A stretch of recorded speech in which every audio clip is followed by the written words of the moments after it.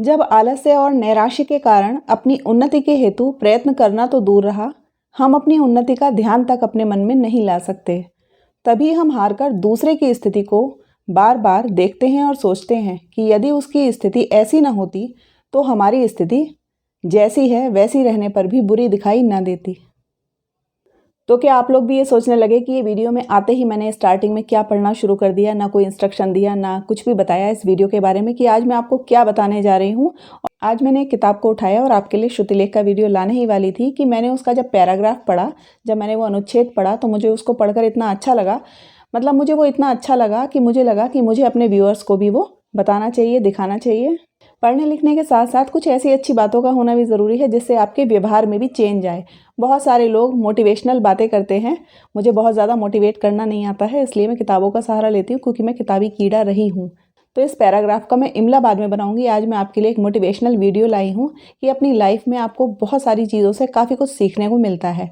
जैसे आज इस किताब के पैराग्राफ को मैं लेकर आई थी आपके लिए श्रुतिलेख बनाने को लेकर, तो मैं आपको बताना चाहूँगी कि ऐसा क्या मुझे अच्छा लगा इस पैराग्राफ में, इस अनुच्छेद में, कि मैं आपके सामने इमला का वीडियो ना लाकर आपको कुछ बताना चाहती हूँ, कुछ समझाना चाहती हूँ, जीवन की कुछ सीख देना चाहती हूँ।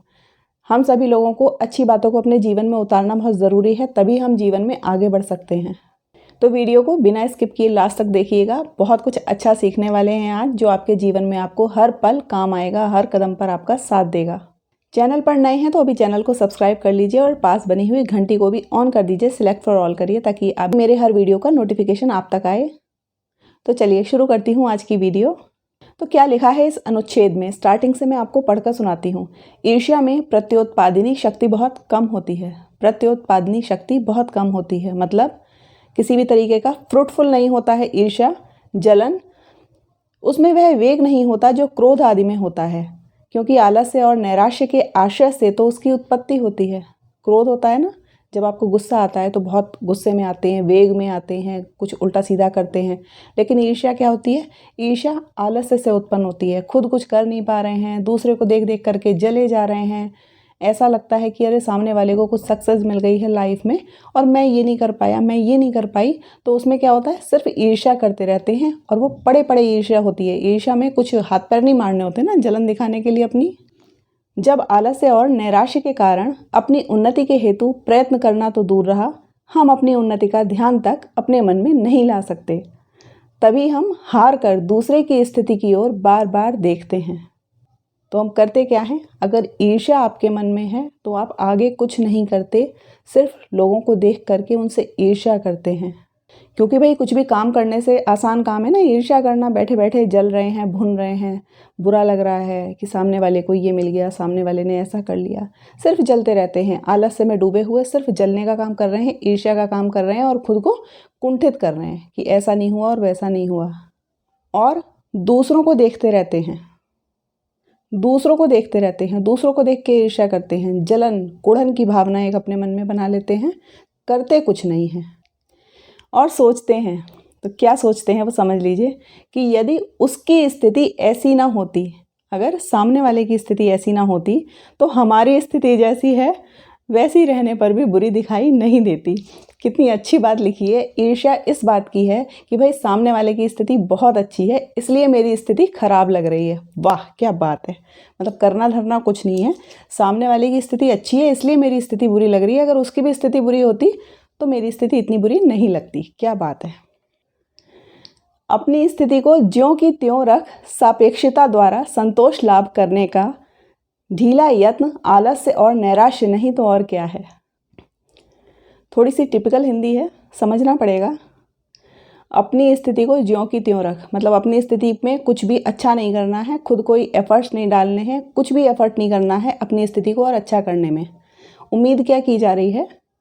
सापेक्षता द्वारा संतोष लाभ करने का ढीला यत्न आलस्य और नैराश्य नहीं, मतलब खुद आलसी बने हुए हो, खुद निराशा हाथ लगी हुई है, करना धरना कुछ नहीं है, बस ये सोच रहे हैं कि सामने वाले की स्थिति खराब हो जाए ताकि मेरी स्थिति खराब ना लगे।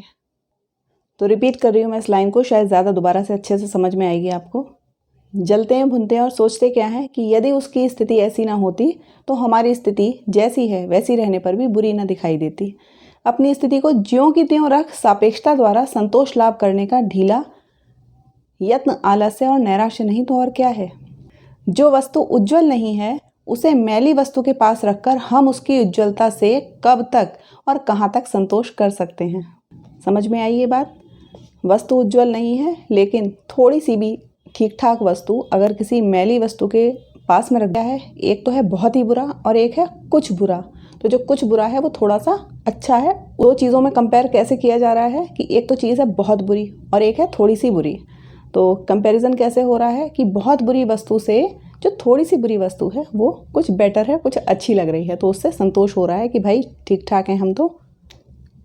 जो अपनी उन्नति के प्रयत्न में बराबर लगा रहता है उसे ना तो नैराश्य होता है और ना हर घड़ी दूसरे की स्थिति से अपनी स्थिति के मिलान करते रहने की फुर्सत।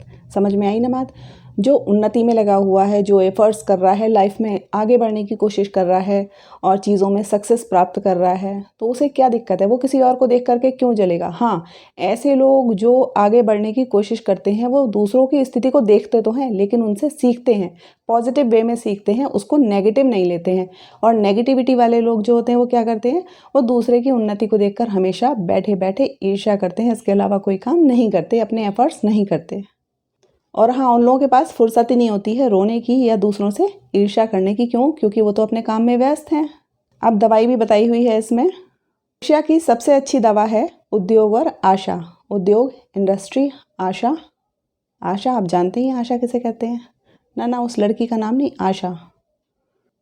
जिस वस्तु के लिए उद्योग और आशा निष्फल हो उस पर से अपना ध्यान हटाकर दृष्टि की अनंतता से लाभ उठाना चाहिए।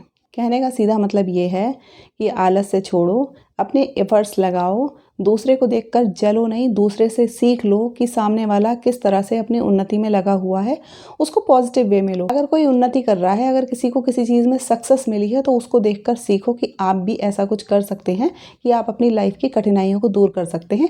और ईर्ष्या क्या होता है ना, ईर्ष्या बिल्कुल आलस्य वालों का काम है और जिन लोगों में आलस्य होता है वो लाइफ में कभी भी आगे नहीं बढ़ पाते। अब आगे चलते हैं। जिससे ईर्ष्या की जाती है उस ईर्ष्या का प्रभाव क्या पड़ता है यह भी देख लेना चाहिए। ईर्ष्या अप्रेष्य मनोविकार है। यह पहले ही कहा जा चुका है कि किसी मनुष्य को अपने से ईर्ष्या करते देख हम भी बदले में उससे ईर्ष्या नहीं करने लगते। समझ में आई ये बात। का मतलब ये है, अगर कोई आपको देखकर जल रहा है और आप अपने काम में लगे हैं ना, आप आलस्य का शिकार नहीं है, आप ईर्ष्या का शिकार नहीं है। ईर्ष्या होगी किससे? जो बिजी है, जो कुछ ना कुछ कर रहा है, जो अपने उत्थान के लिए, अपनी उन्नति के लिए कुछ ना कुछ किसी काम में व्यस्त है, बिजी है, काम करे जा रहा है। उसके पास क्या टाइम होगा दूसरे की ईर्ष्या में अपना टाइम खराब करने के लिए। सामने वाला उनसे ईर्ष्या कर रहा है तो सामने वाले को करने दो क्योंकि वो खाली है, लेकिन जिसके पास काम है उसके पास ईर्ष्या करने की फुर्सत नहीं होती है। दूसरों को ईर्ष्या करते देख हम उससे घृणा करते हैं। दूसरे की ईर्ष्या का फल भोग कर हम उस पर क्रोध करते हैं, जिसमें अधिक अनिष्टकारिणी शक्ति होती है। अतः ईर्ष्या ऐसी बुराई है जिसका बदला यदि मिलता है तो कुछ अधिक ही मिलता है।